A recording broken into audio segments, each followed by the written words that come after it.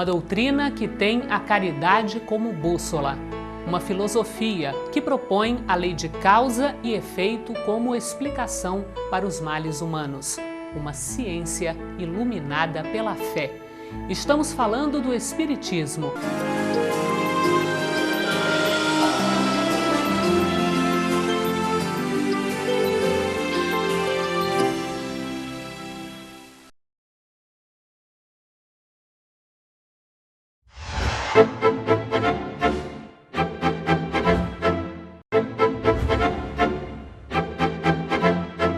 Quando alguém nos ofende, como reagimos? E quando somos nós a falhar e mesmo sem intenção, machucamos alguém, o que fazer? O programa de hoje vai nos mostrar um caminho para bem longe do orgulho e do egoísmo, como lidar com a culpa e o perdão. É curioso percebermos na história do cristianismo o encontro de Jesus com Simão Pedro, quando este lhe pergunta sobre o perdão, quantas vezes deveria perdoar aqueles que tivessem lhe ofendido. E Jesus sai com uma resposta clarificadora, porque ele reformula a pergunta respondendo, quando diz: não te digo, Simão Pedro, que até 7 vezes, mas até 70 vezes 7 vezes. E configura, portanto, uma perspectiva de abrangência para o perdão que nos suscita a analisar à luz da psicologia dos nossos dias e com esse olhar que a psicologia espírita nos favorece a entender o perdão numa dinâmica de profundidade imensa e em nuances até então não entrevistas. É que quando ele responde nessa perspectiva infindável de vezes, 70 vezes 7, ele não estava querendo configurar exatamente 490, esse número matemático, para uma vida. Ele estava querendo configurar de que Simão Pedro era capaz de errar 70 vezes 7 vezes, ou seja, incomparavelmente, Simão poderia falir muitas vezes, infinitas vezes. Parte do princípio que fomos criados simples, ignorantes, imperfeitos, criados para perfectibilidade. A gente vai ser perfeito, é só Deus, mas a gente vai chegando a um ponto de ter uma vida um pouco mais, vamos dizer, do âmbito dos erros serem um pouco mais minimizados. Mas quando a gente erra, qual de nós não erra? Qual de nós pode atirar uma pedra no outro e dizer, olha, esse é culpado? Qual de nós pode se vestir, né, com uma toga de juiz e condenar? Se ninguém pode nos condenar, por que será que a gente vai ficar envolvido naquela coisa que vai e volta, aquele sentimento que não nos abandona, que a gente revive a cada momento daquilo que nós não falamos, ou daquilo que nós falamos, ou daquilo que nós fizemos ou não fizemos? Não leva a gente a nada. O sentimento de culpa é uma assimilação interna que alia muitas vezes o remorso por equívocos praticados ou a lembrança desagradável de uma omissão. Então a culpa surge por aquilo que fazemos, não fazemos bem, nos equivocamos, ou também surge por aquilo que deixamos de fazer. Aí instala-se muitas vezes o processo de culpa. Todavia, a culpa ela é travadora das possibilidades humanas. Sentir culpa e assimilar esse sentimento muitas vezes paralisa a vontade da criatura que se fixa no motivo da tristeza, do remorso ou do arrependimento ou mesmo da omissão. O que significa dizer que o ato de errar ele pode se expressar em 2 níveis: ao erro comum, cotidiano, e àquele que toma uma dimensão abrangente. Há um arranhão e pode haver um golpe. Talvez Simão estivesse perguntando acerca do golpe e Jesus responde acerca também dos arranhões. Em outras palavras, a culpa, ela representa um estado do espírito que vai sendo sinalizado para ajustar o passo. Quando você bate num copo e o copo escorrega o líquido para o colo de um amigo, que é seu interlocutor que almoça com você, é uma culpa. Você imediatamente pede desculpas. Esse fenômeno se repete inúmeras vezes, infindáveis vezes, 70 vezes, 7 vezes. significando que nós precisamos estar todos os dias ajustando o barco que caminha no leito do rio, procurando colocá-lo no canal, e aonde permite a fluência do amor, aonde favorece que a embarcação flua com mais elegância e com maior velocidade. Quando você se afasta do canal, o barco pode começar a diminuir essa velocidade e começar a sentir os bancos de areia. É a culpa, essa culpa normal do cotidiano, essas infinitas culpas que nós precisamos todos os dias estar nos ajustando. Mas se o barco se afasta no leito do rio para a margem, ele encalha. E ao encalhar, vem a culpa tóxica. A culpa tóxica, ela é falta de amor a si mesmo. O amor a si mesmo não tem nada a ver com egoísmo, é outra coisa. Amar-se, segundo Joana de Ângeles, é respeitar-se, é ensejar-se às conquistas superiores da vida. Então, o amor a si mesmo é, no fundo, o alinhamento com aquela definição do espírita. Conhece o espírita pelos esforços que ele faz em dominar suas más tendências e melhoria. Então, quem faz isso não vai para a culpa tóxica. O erro faz parte do nosso aprendizado, vai ocorrer. Se nós erramos, devemos corrigir, seguir adiante e já estaremos com mais experiência. Logo, ter culpa, nesse sentido mais genérico, equivale a dizer ajuste, venha para o canal. Mas quando você se agarra na culpa e gera sofrimento, aí é remorso. Quando você se fixa no processo de culpabilidade, aí o processo se transforma numa patologia extremamente doloroso. Do mesmo jeito a mágoa. Quando crianças, se alguém fala mais ríspido ou nos sentimos magoados. Então a mágoa é como uma ferida que nós temos. E quando crescemos, se alguém fala de uma determinada maneira ou atinge algum ponto susceptível, sensível, vulnerável, a mágoa é uma das manifestações.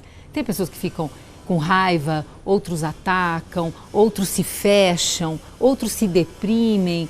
Então, a mágoa é uma das reações. Mas quando essa mágoa se aprofunda e se transforma em ressentimento, quando ela se afasta e se encalha na margem do rio, nós temos o rancor, nada desejável para a alma, profundamente negativo, que nos faz entrever a necessidade de olharmos-nos melhor, porque nosso barco está navegando agora de uma forma difícil, ou já não mais está conseguindo navegar.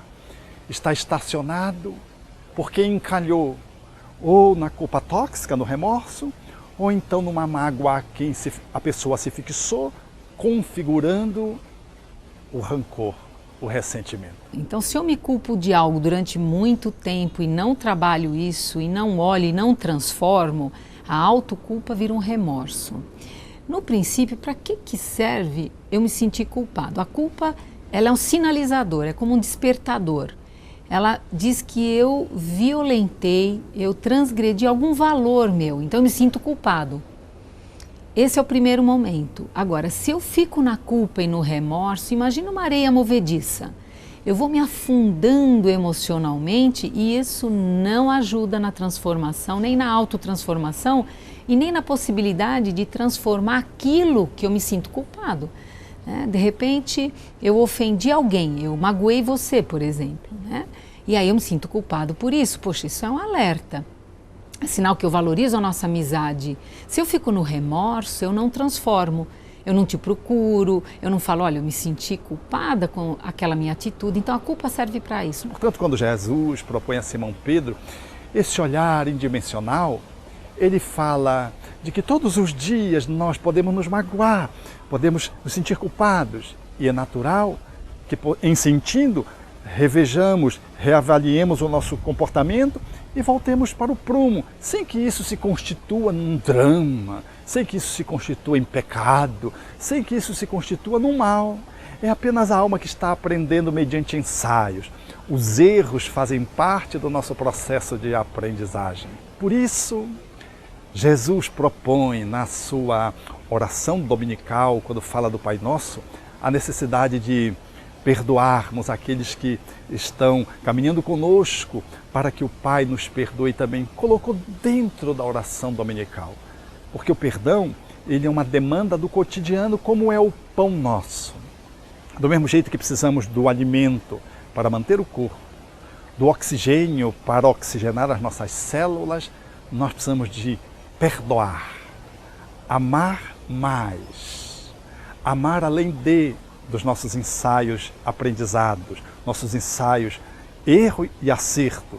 Quando nós fazemos isso, nós estamos nos alimentando de amor e estamos crescendo espiritualmente. Precisamos do pão que alimenta o corpo e do perdão todos os dias para que as nossas oportunidades se revistam de novos aprendizados para que o nosso espírito avance evolutivamente na conquista dos seus valores intelectos morais.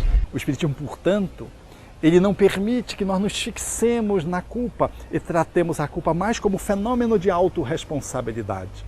Ou seja, errei, refaço. Se for um processo pequeno, é uma desculpa.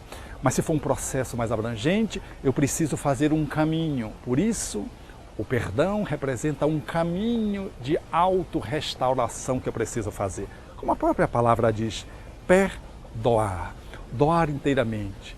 Fechar um ciclo de superação para que eu possa sentir diante da minha própria consciência que eu estou livre. Porque se existe realmente uma grandeza no ato de pedir o perdão, maior ainda e mais nobre é perdoar.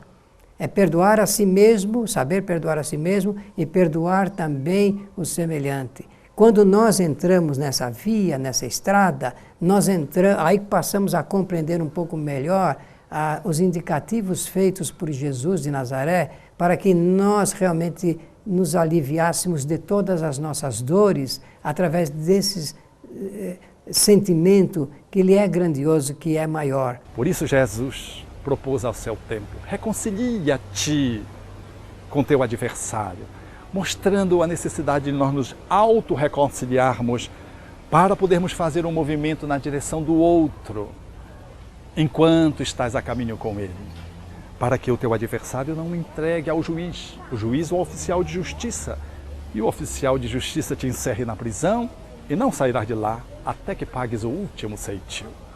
O olhar espiritista, considerando a reencarnação, fala-nos daqueles que, encaminhando numa vida, numa existência corpórea, não conseguindo perdoar, ao sairmos, somos entregues ao juiz, à consciência, que nos entrega aos oficiais de justiça, que são os benfeitores, que nos colocam num novo corpo, uma prisão, e lá não sairemos até que restauremos, reparemos até o último ceitil, ressarcir um equívoco que fazemos durante uma doença psiquiátrica.